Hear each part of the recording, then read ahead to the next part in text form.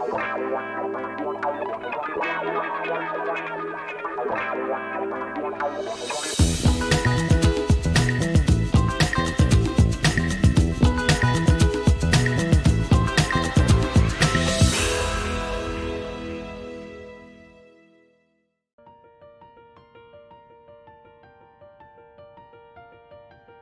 good people. Today I'm going to tell you a story. Jerry the storyteller is back. I'm going to tell you a story about the girl who fought for love. Meet Beatrice. Beatrice grew up in a home where love and pain were inseparable. Her father was a man of the night, a drinker, a fighter, and a womanizer.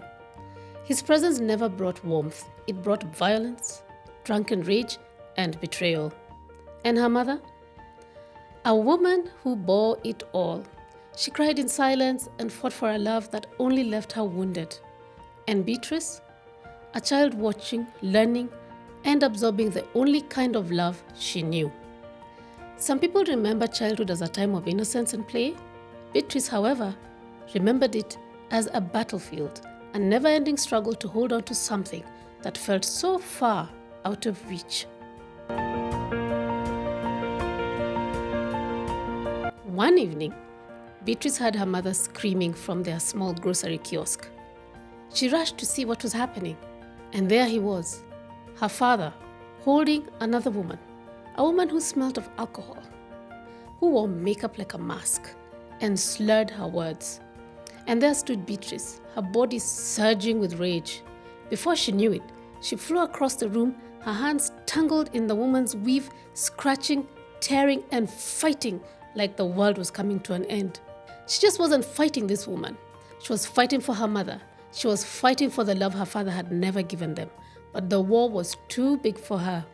Her mother picked her up, her cries swallowed by the chaos, and they just walked away. And for her father, he stayed behind with this woman, his bottle and his broken promises. Her mother never looked back. Years passed. Beatrice grew into a woman, a wife, a mother of 3. When her husband cheated, she did what her mother never could. She walked away. But she was still searching for love and safety for a man who could choose her and never betray her. Then she met Andrew. Tall, charming, smooth-talking. He felt like home, but not the kind of home where you find peace. The kind of home where love always feels just out of reach. And so therefore, the cycle repeated itself. Andrew had a past, an ex-wife, a girlfriend, and far too many female friends to count. But Beatrice couldn't let him go.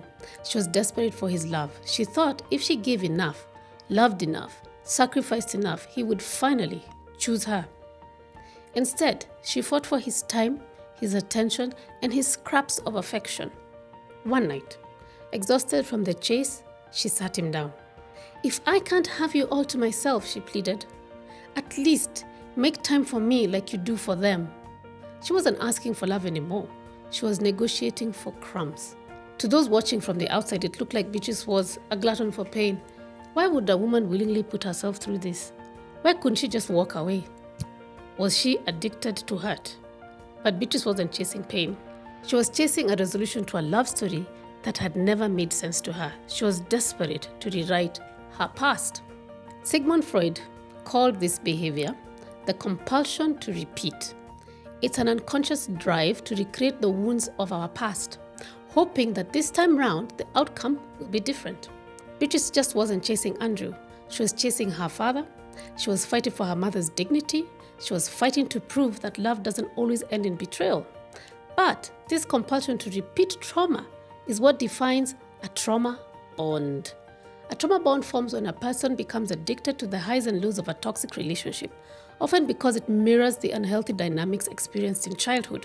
The bond becomes so strong that despite the pain, they continue to seek the same emotional patterns that feel familiar, even though they are harmful. Trauma bonds trap individuals in a cycle where love and pain are so intertwined they can't tell the difference between the two. The highs of affection feel euphoric, but the lows create emotional chaos, making the victim feel like they can't live without the cycle. One day, exhausted from yet another fight, Beatrice's best friend asked, "Are you trying to be the woman who beat the other woman to avenge your mother?" Silence followed, because deep down she knew. She wasn't fighting for Andrew. She was fighting for the little girl who stood in the grocery store all those years ago, watching her mother lose a battle she couldn't win. And Beatrice's pain wasn't just emotional. It was rooted in a trauma bond she couldn't see or escape. She was addicted to the pain of love, to the hope that this time, love would heal her wounds. Beatrice didn't need to fight. She didn't need to chase. She didn't need to earn love through suffering, because love isn't something you win. It's something you receive freely, wholeheartedly, without conditions. The moment she stopped fighting for Andrew, the moment she stopped chasing a love that was never hers to hold, was when she found something even more precious. She found herself. And that's a better prize than anyone who mistreats you. So here are my final thoughts. Breaking free from the past trauma doesn't heal through repetition.